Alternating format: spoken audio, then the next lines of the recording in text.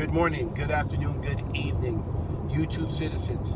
Hey, I'm here with Brother Daniel. Say hi, brother. Good afternoon. Shalom to you. It's Brother Daniel. So we just left STRAITWAY KC. It was a beautiful trip. We spent basically a 6-day, and then we're leaving on the first day. Very busy, but just a beautiful visit, wouldn't you say? Absolutely. Awesome visit. Great hospitality by the saints in Kansas City. It was just a fun Shabbat to be with family and being able to see another assembly as well, in Kansas City. So it was beautiful. And not only that, it's kind of interesting when you think of STRAITWAY. I'm just blown away by how much persecution they get. I mean, this is a small ministry, and when I say small ministry, just the people that live on the community. It's a small community. It's a very simple. I mean, would you say bare essentials, right? I mean, Yep. it's not like it's not like they live in luxury, or, I mean, it is like bare. I mean, literally the necessities. I mean, that's what we lived among. We was able to live among them. We slept in the same roof, under the same roof. We ate with them. We lived life with them for this 3 days. We worshiped with them. I mean, it was just beautiful, and it was humbling. It was humbling to see this. What's evident about STRAITWAY is their love for Yah and their love for their brothers. It's evident. It's very clear. And when I think about my 17 years, Brother Daniel, when I think about my 17 years, I think about all the churches I've ever been to. They had all the bells and whistles. I would say they had more luxury. Yeah. They had more programs. They had the nice buildings, the nice facilities. They had resources, money. And then when you look at STRAITWAY, they don't have much of the resources, the natural resources like these big churches have. But what they do have, and what they're rich in, is in power and in truth. I mean, wouldn't you say that? Absolutely, power and truth, and also in love, because like you said earlier, it's not like you're at a Ritz-Carlton or something, but they make you feel like you're at a Ritz-Carlton because of the love that you receive, the hospitality you receive, just being around the brethren, feeling the love. Also, being able to see the rebuke. I remember when I used to be in church for years, you would never see any rebuke. Mm-hmm. And if you did see somebody that might have got on somebody or something that was around the corner and it wasn't, in this ministry, you get checked. And you get checked in front of everybody. And obviously in certain situations it may differ, but you know that it's handled the right way, not according to somebody's feelings, but according to the laws of Yah. So, I mean, this was, like I said, just like Brother Daniel was saying, this was a beautiful thing. I mean, we got to see how they live. We saw rebuke. We saw children having fun. Oh, man. Matter of fact, I'm going to post this when I get back.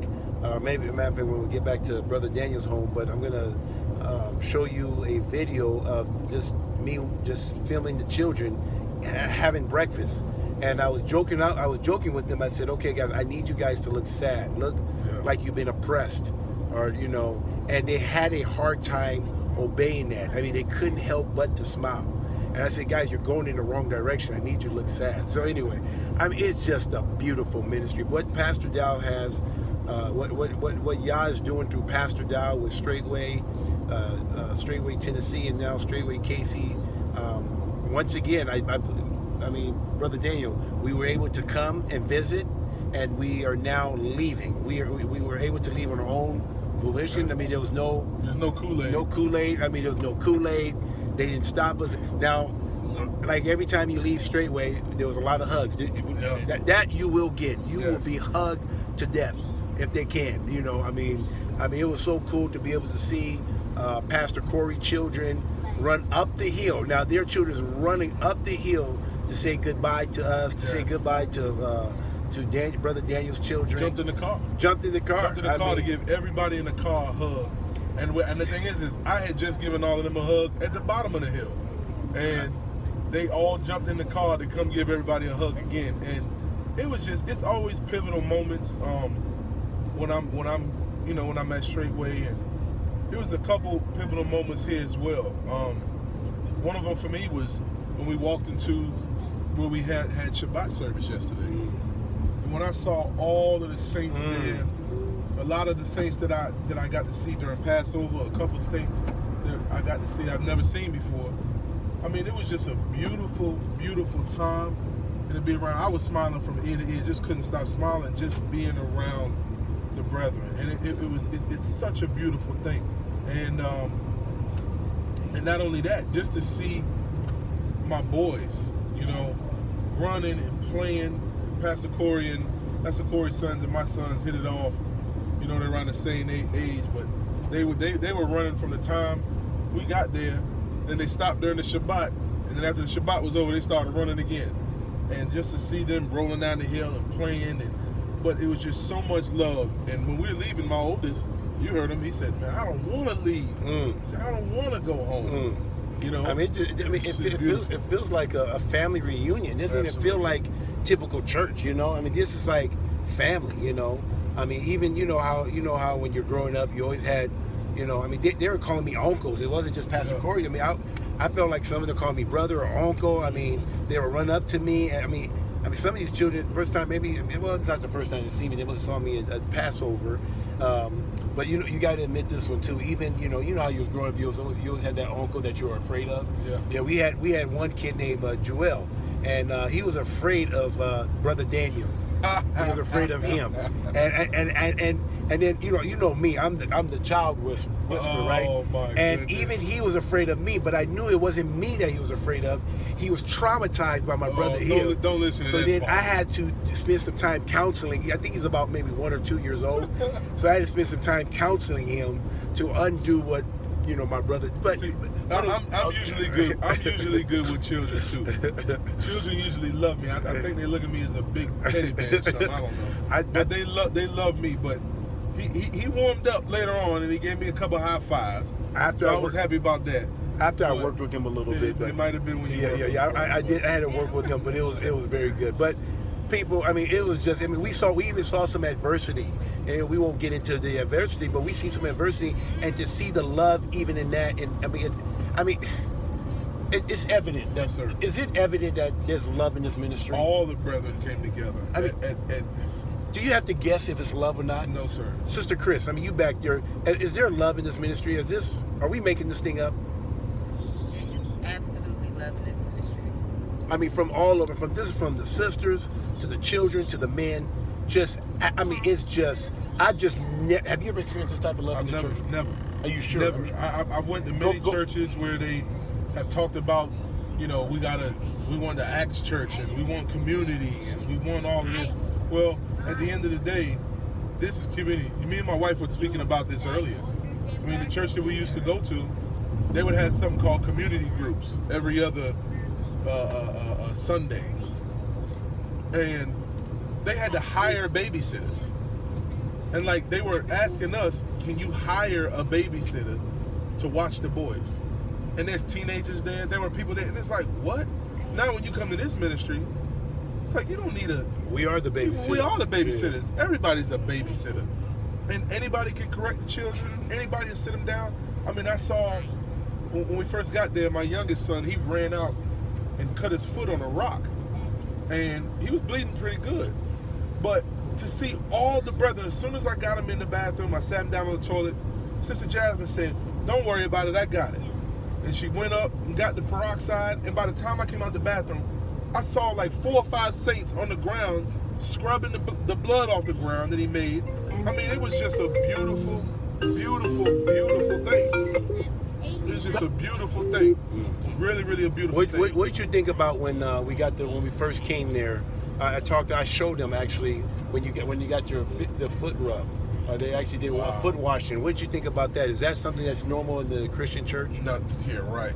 That's not even close. When I got there, and then my wife, she immediately looked at me and she said, "Honey," she said, I need to go repent." She said, because she said, just look at this. They came in and washed everybody's feet and prayed over everybody while we were there. You know, anytime you're getting ready to go to the store, leave the land, anything, everybody stops at the end of the gas station. I mean, at the end of the driveway, and prays about wherever we're going. We're gonna be going 5 minutes down the road or an hour down the road, but everybody's praying together. It's just love on every single level. It's really a beautiful thing. It's amazing. People, all I gotta tell you, I mean, this is me and Brother Daniel. We're both leaving, heading back to Indiana, and like I said, I mean, matter of fact, let me even get the children involved. The children there? Oh, they sleeping. They play so hard. Hey, okay, so look at this. Is the children. Braden, did you have fun? Did you look at that? He can't even help it. And look at the children back there. They had so much fun. They literally are tired. I mean, this is not. We didn't have to give them no Jesus juice or anything like that. That is just straight, just tired From running and having fun. Ball. Having fun. I mean, people. I mean, it was a beauty. I mean, we've seen old, young, all. It was just a beautiful. On every level. So, guys, I'm here to tell you, thank you, Brother Daniel, but I'm here to tell you guys, don't listen to the rumors about Straitway. If you're going to make a judgment on Straitway, do the same thing for your church. You go look and see what your church is doing. I've never seen pastors like this who give of their time. They live amongst the people that they shepherd. Right. Literally live. And not only... All right, there. We had somebody interrupt. We got a phone call. But hey, just wanted to just wrap it up. But like I said, the children just had just absolute fun. One of the accusations is that we don't have fun. I think we have too much fun. But anyway, I think you were saying where how the pastors in this ministry literally live amongst the saints. Oh, yeah. The pastors. This is the second community we've been to, and the same exact thing. Yeah, so just like Brother Danny says, I mean, literally the pastors here live among the people. They shepherd the people that they shepherd. It's not like they show up. They live among the people. They know how they live. They labor among them. And so anyway, guys, once again, we're leaving Straitway Kansas, KC, and we were able to come and go, and we're heading back home. And we just want to let you guys know, or just give you a recap of our experience at Straitway KC. Obviously different location, but the same spirit. It's evident once again the love that they have for Yah and the love they have for their neighbor.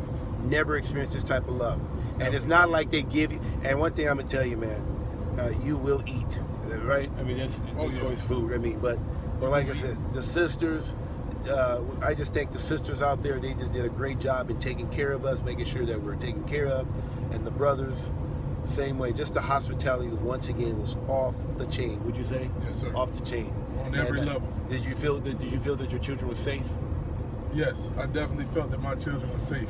I mean, it's wild that you even got to answer I know questions like that because of the ridiculous, foolish rumors. But at the end of the day, it's like you started how you started the video. Yep. This ministry is persecuted because, number one, they walk in the truth, they keep Yah's commands, and the power. And that's exactly why you see the rumors and the slanders and the gossip and all of that foolishness. But at the end of the day, people can say what they want. I've seen people deliver in the name of Jesus in this ministry. I've seen the love in this ministry. I've seen the respect that the wives have for their husbands, and the honor they have for their husbands in this ministry. I've seen the same thing vice versa from the husbands to the wives, how they love their wives in this ministry. I've seen the children come together and it's like family immediately. It's not like, oh, you know, I gotta feel this kid. No, it's they get around each other and it's just instant love immediately. And I've seen it in this ministry. You don't need babysitters or children's church or Sunday school. You don't need any of that. You want to know why? Because the children are learning the exact same things everybody's learning, and that's the law of Yah. Well, I think Brother Daniel said it best. That is the straight truth, the straight way. I think I said it. That's kind of cool. So anyway, we're going to end it on this note. Blessings and shalom, shalom. Shalom, shalom.